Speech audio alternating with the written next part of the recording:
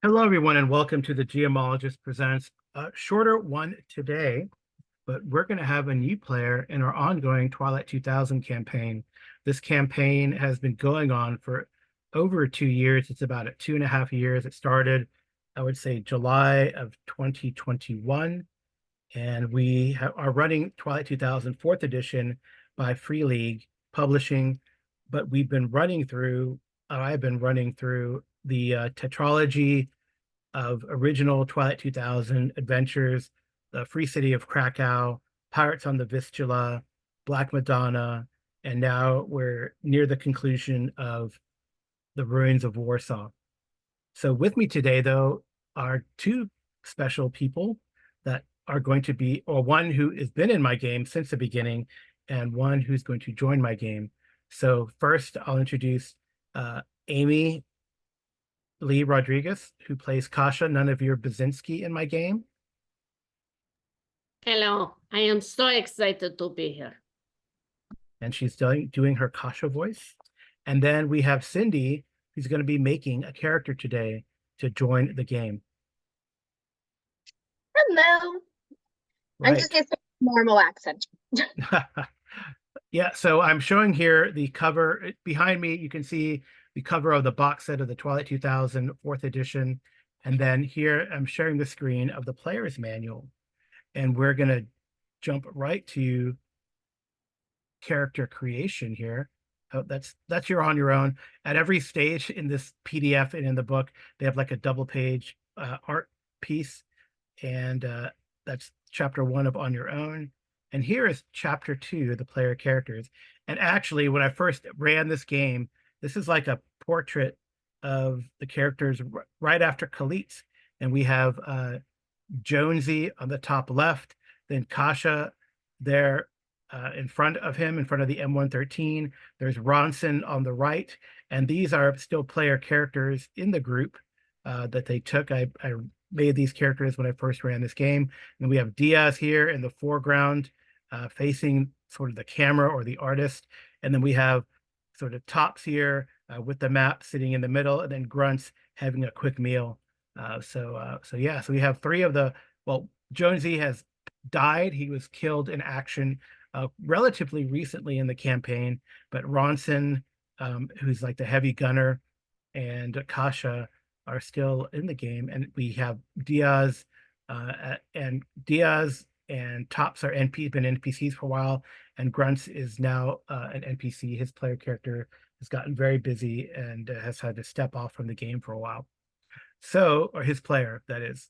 All right, so we're going to jump quickly to, and Cindy is going to tell you, give us her character concept in a second, because she's thought about what her character is going to be. And we're going to try to match that using the archetype character creation. Not the life path this time. We'll see. I did the archetype for these original characters, and I've done the life path with another player who got busy and had to step off. And he has Sam in the game. He did the life path, and we did that character creation as a podcast. I'll have to dig through it. I think it was like 2 years ago in 2021. So I have to dig through my podcast library and try to find the link for you, and I'll put that in the show notes of this YouTube video. So let's jump to page 20. And here on the left, it's going to show the character creation archetypes. And maybe I'll just show, we don't need to see like the example of character creation there. So I will change the page display to a single page view, and I'll be able to increase, right, zoom in so you guys can actually read. So here is a character creation for archetypes. And I think, Cindy, you're going to give us your character concept, and we'll try to match archetype character creation to your character concept. Awesome. So I am kind of envisioning Aldana as a Polish woman, probably late 30s, going towards probably maybe about 40 years old. She's from a military family. Her father was in the military, grandfather, so on and so forth, which is where she kind of first learned how to use a weapon and how to shoot and all of that. And then as time progressed, she did move into some form of the military. I'm not totally certain which one, but she tends to lend more towards quiet, stealthy, in and out, possibly even shooting from a distance to remove a target. Okay. So I think we had talked about it, but that does sound, if we do, as we're doing the archetype character creation, because live path does take some time, we were going to do the spook as your archetype. Is that correct? Yes, sir. Okay.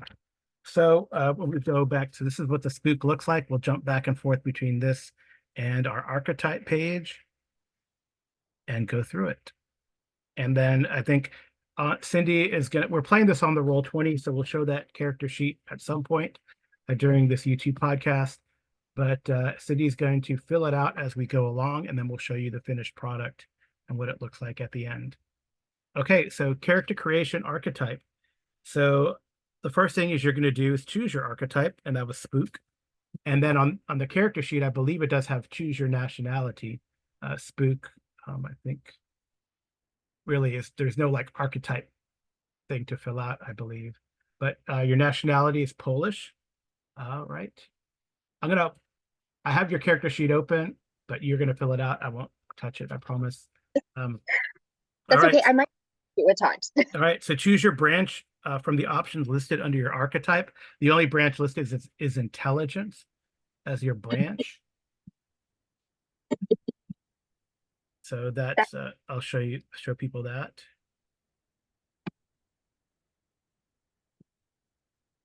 So here is I don't know if you, I think you can see my mouse on here, but intelligence is the branch here in this little box right here, the brown box in the left corner of the sheet.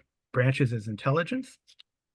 All right, and there's no rank associated with this, and your key attribute, interestingly, is intelligence as well.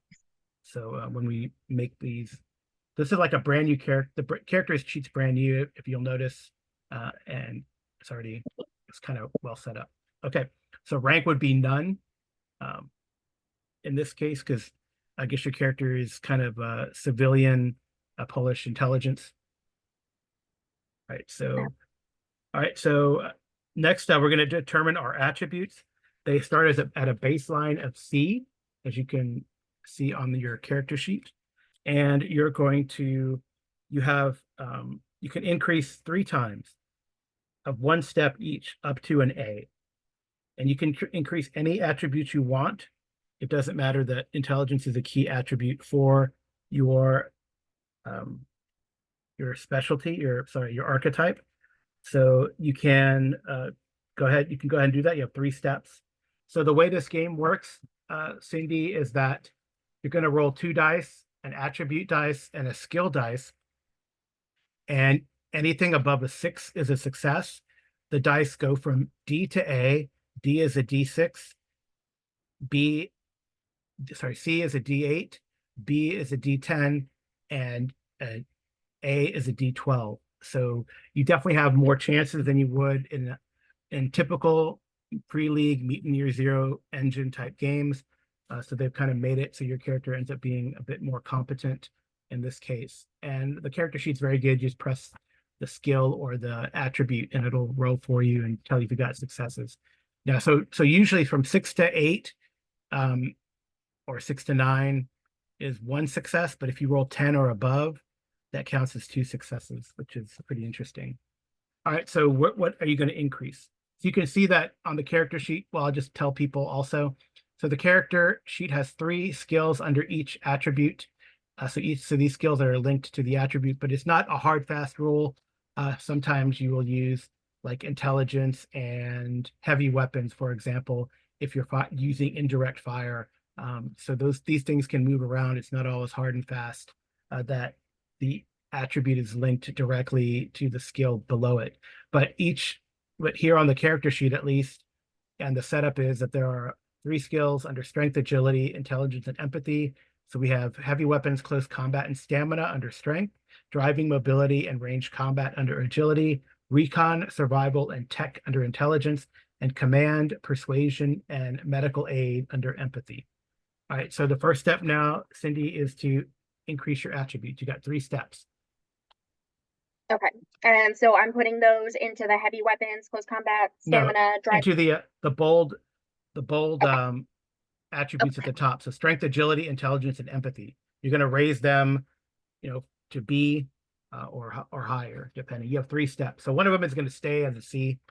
Although there's a caveat to that. After you do your 3, I'll give you an option. Okay. I think I'm gonna do agility and intelligence. I think I'm gonna go ahead and bring intelligence to an A and agility to a B. Okay. All right. And you do have an option. That's 3 steps. You do have an option. And an option is you can lower one of your attributes to a D, and then you get another step if you wish. But D is just a D6, just a FYI. Pretty content with this because I mean she's not fabulous with heavy weapons.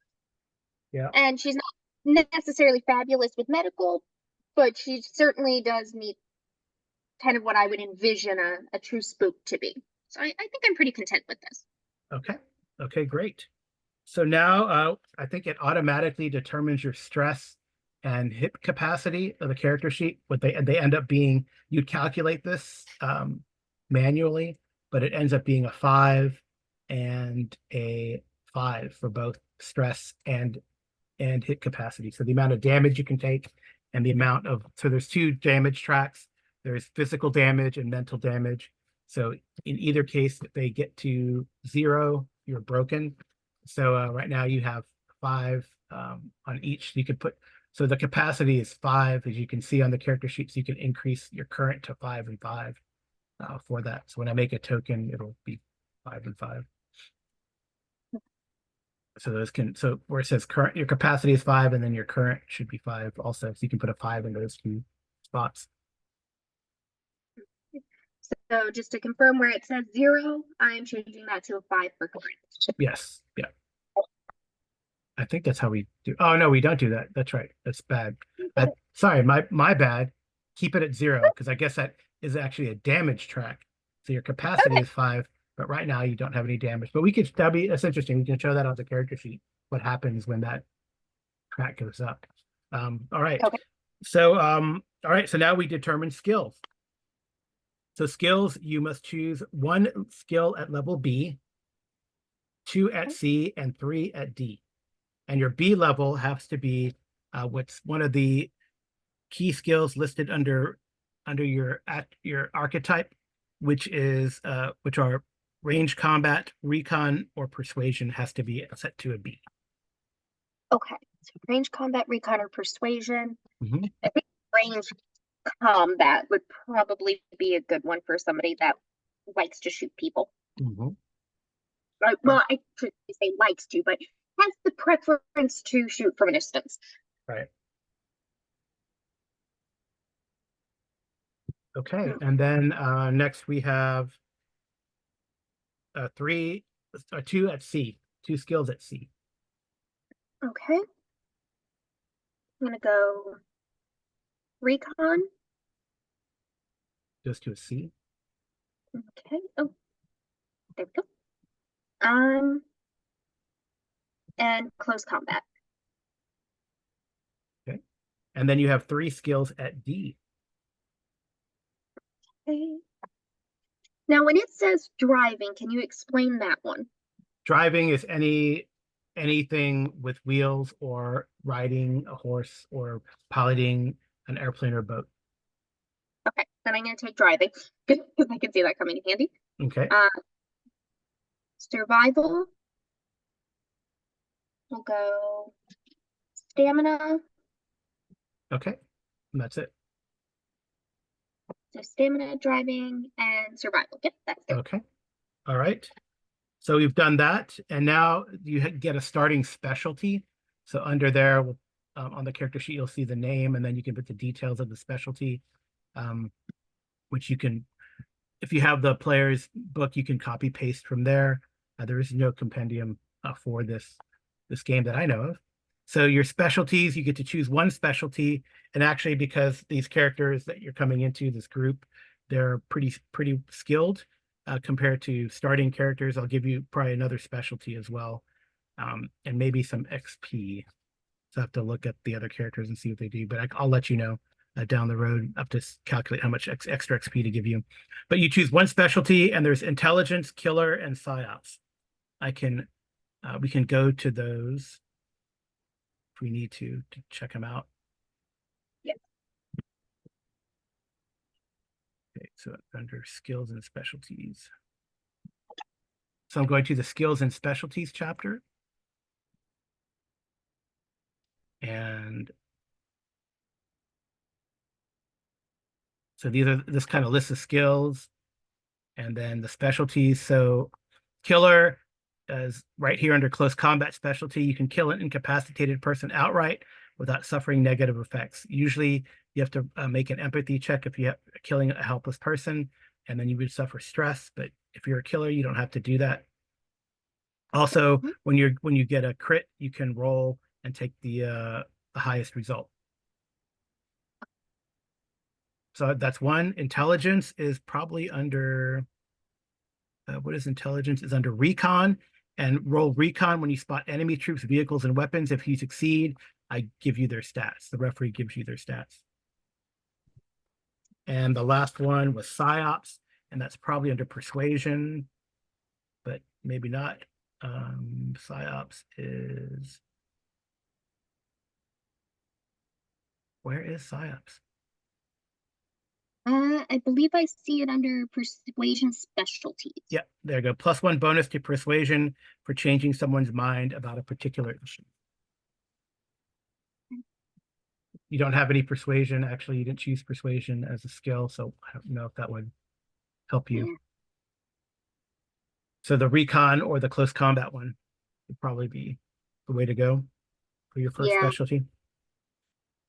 I'm thinking maybe killer. Okay. So then you just type killer under specialty, and I'll copy paste it, what it does. And then I'm going to at least let you choose a second specialty.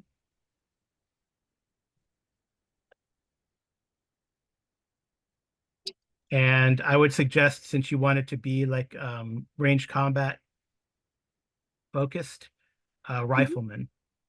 Okay. Or rifleman or sidearms, depending if you're going to have a rifle or a pistol as your preferred weapon.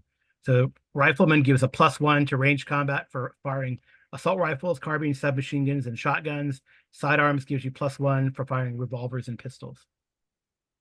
Let's go rifleman. Okay, so then you put rifleman in there, and I'll copy paste for you.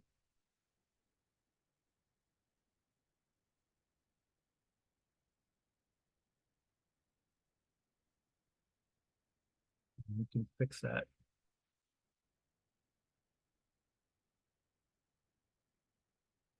Okay. All right, so we've got the specialties, and then you're going to on the combat. If you switch here to the combat tab, and we'll go over this after, when I switch screens, or maybe I can stop sharing. Well, we'll get to it. And then you see it. There's coolness under fire is on the first line where the dice is. There's coolness under fire. The CUF. CUF, and when we look under coolness under fire, is going to be a B. Okay. Yourself is going to be a B, and the unit, I guess your current, while the Free Krakow Coalition is an A, I think your current unit has a B. The Siliesh militia has a B, so it'll be BB for coolness under fire, which is pretty good. So, all right. Now, what does coolness under fire actually do? So when you're shot at or take some sort of harm or in a stressful situation, mainly when you're shot at, or if you're in a vehicle that gets shot, you roll your coolness under fire to see if you maintain your cool and can, then take action. Whereas if you fail your coolness under fire, you have to go prone or bail out of the vehicle, and you can still move, but you kind of have to get to cover or get out of the vehicle. So that's the only actions you can take if you fail your coolness under fire. But BB is pretty cool, pretty good. That's a D10, D10. So, Okay. all right. Okay, so, all right, so we got that. Now we got the unit morale already. Now we get to choose a moral code. And I will zoom in here. And you can choose from any of these three or something else. So moral code is back on the front page. Um, the third one of the nature of mankind is to kill, and you are Yeah. very good at it. Okay, so you can copy, or I can copy paste that for you. So I'm going to basic and then your moral code. I guess that goes with killer. Okay, and then the next is your big dream, which is underneath that.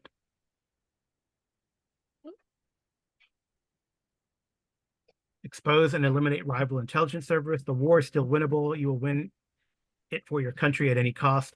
Find a way, any way to reboot civilization. Or something similar to that, or something you can think of. I mean, the big dream and moral code can change as you go. So, You find a way, any way to reboot civilization. okay.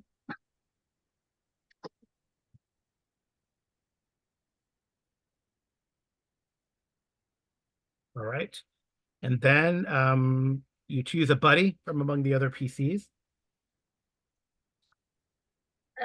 Let's do Kasha. Okay. So just put Kasha in there. And just to update people where we're at, I'm going along on the character archetype creation, which is on page 20 in the PDF. And we are currently on step 13. So choose a buddy. And then now step 14, decide how you met the other player characters. The spook does give some prompts. This is main, I mean, in the game, you're gonna meet the Free Krakow Coalition, but this to me is like how you met the Siliesh militia. So how you met the group here. Part of your clandestine mission.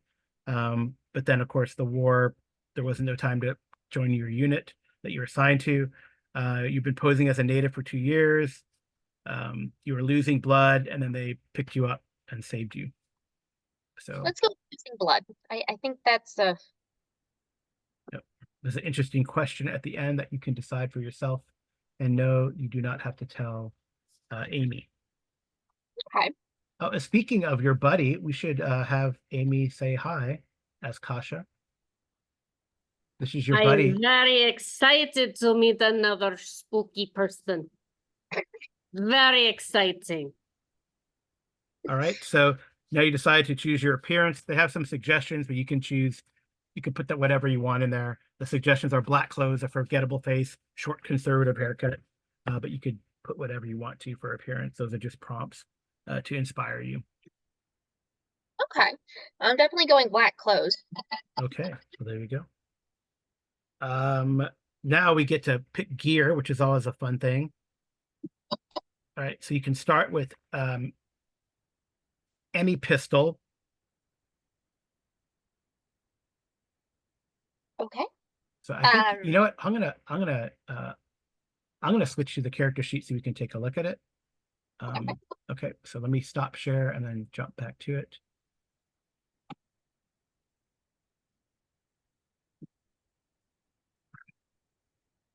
So here it is, my screen is loading. All right, so here's your character sheet, and just to summarize, it says Aldona. She is a Polish spook, is an archetype, intelligence branch, but no rank. Her buddy is Kasha, none of your Basinski. This is her moral code, her appearance, and her big dream. I will increase this. We could see her down in the second line. We can see her her damage capacity and stress capacity. If we put like for example, 3 here, you see that these light up for damage, right? So that's actually pretty good. Hit capacity and damage capacity.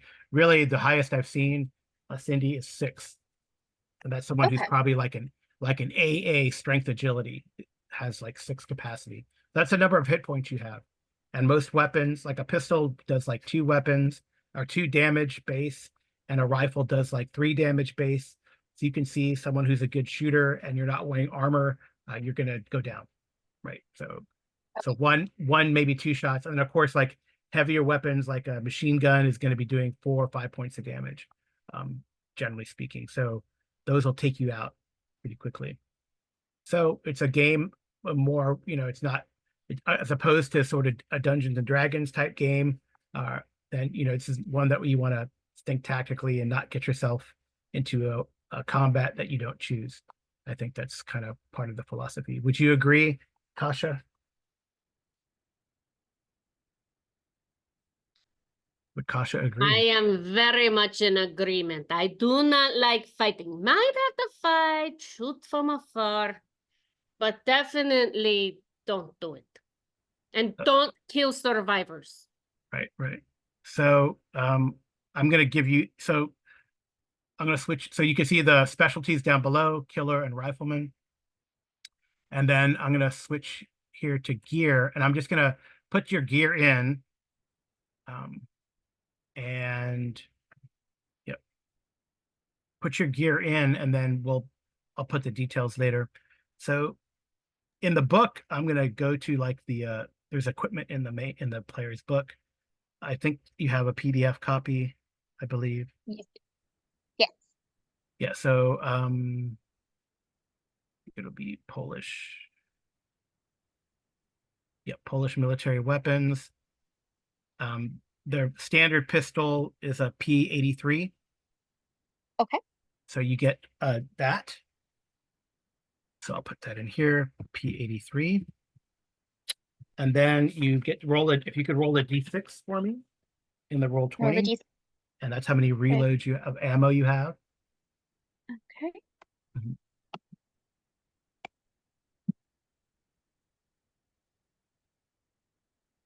If I can actually type, that would help. Yep.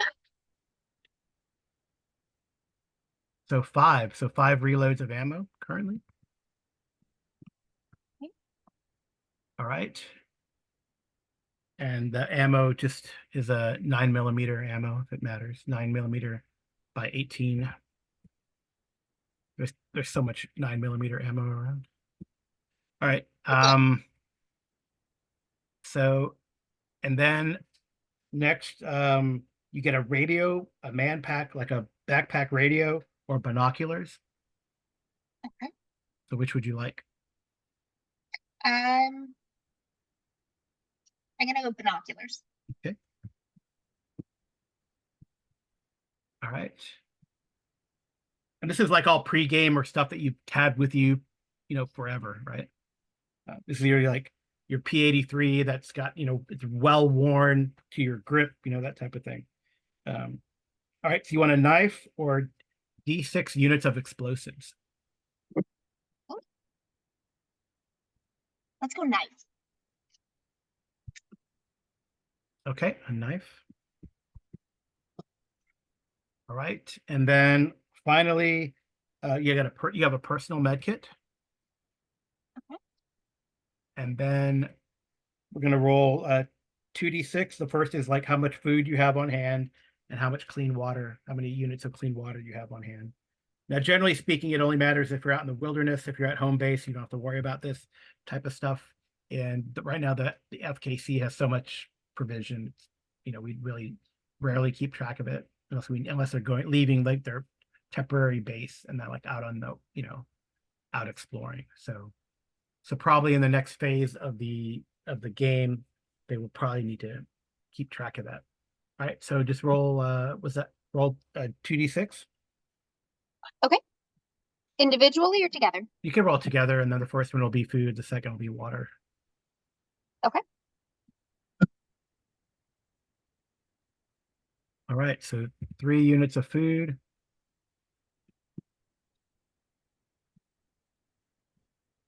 And 1 unit of water. Hopefully it rains a lot. Yeah. Okay. This means clean water, so you can drink dirty water if you want. and try to see if you don't get sick. Okay. So we got the gear. You're with the group already, so we don't have to worry about vehicles and all that kind of stuff. There's a lot of vehicles. And then finally, we're going to go back to, I think it's in combat. Yes, we're going to go back to combat, and you're going to roll, because there was a limited nuclear exchange in the fictional World War III. So you would have been exposed to radiation. So roll a d6 and see how much radiation. So this is one of those times where I'm really hoping to roll low. Right. There you Okay, go. good. All right. So you were not really around any any place that got hit by nuclear blasts. Oh, good. Okay. All right. And I think that's it. That's really it. We have your character. I think Kasha has informed me, or Amy has informed me as Kasha and Diaz, that since they started, they have 118 XP each. So I think I'm gonna give you, and but let's see. I'm going back to the basic. Trying to think. There's a ton of handouts since this game has been going on for a long time, Cindy. So you can check out some of the handouts. I know there's a handout under here somewhere about XP and how much it costs to spend. I'm showing that here for everyone. So it takes 5 XP to get a new skill, and a total of 15 XP to get at least to a C. So I think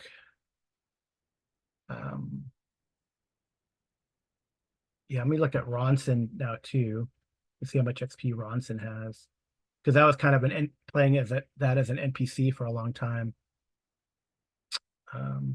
I don't know how much Ronson has.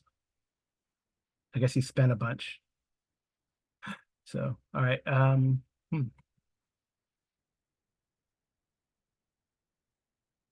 Maybe Diaz is a good one to look at. 1840. Okay, so she's gotten. Okay, I'm probably going to give you like 60 XP.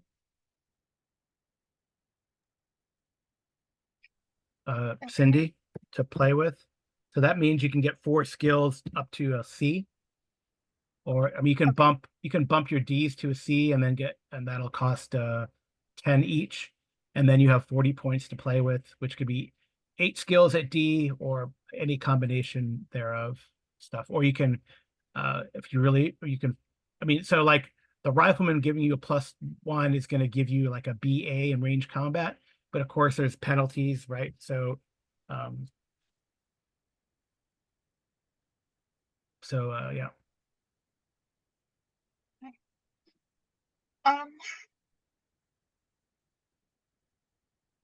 So yeah, you can think about that. We don't have to do that now, but you can think about it and look through the book and see what you want to get. But the XP spends are like I said, it's a handout here that says XP spend. That down here on the Roll20. And you can look through the book, choose various skills, etc. I think 60 is reasonable. Yeah.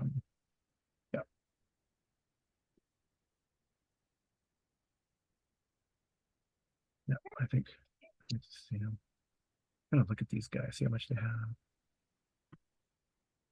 Yeah. 70. Yeah, I don't know why Gabe. It'd been nice to see what Ronson did, but I guess he got rid of everything. I feel like he's had like 60.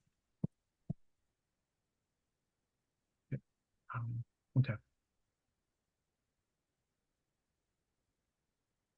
All right. Is there any questions that you have for me? You have 60 XP to spend, so I guess that's your homework for the game. I think I'm good for right now, and then I will take a look through and see what I think will be the most beneficial and match as kind of my. Yep. Right. Because I think you could actually bump up a skill, one of your B skills to an A if you wanted to also, but that takes like a third of your XP. So it's up to you. All right. So I think makes sense for the character then. Yeah, whatever makes sense for the character. So the characters are outside of Warsaw. They're in the far right corner of this map. And yeah, I think that's about it. I don't know if Amy or Cindy, you have Joshi, I any. would like to inform you that might be good idea to put some points in tech so that you can get to radio or send communication, fix your gun. I will keep that in mind. Okay. All right. So I think that's it. So without further, unless there are any other questions that you might have or any other comments, we'll end it here. And that's relatively quick character creation using the archetype method for Twilight 2000, the 4th edition. So remember to, if you like what you saw, comment or like, and definitely subscribe. And yeah, we might be doing, we haven't quite decided yet whether we're going to be doing Twilight 2000 actual play, but we did check the YouTube verse, and there's not a lot, so we might. In any case, I think that is all I have. Anyone else have anything? No, Kasia says do svidania. Okay. Nastrovi for everyone, and have a good night and good rolling.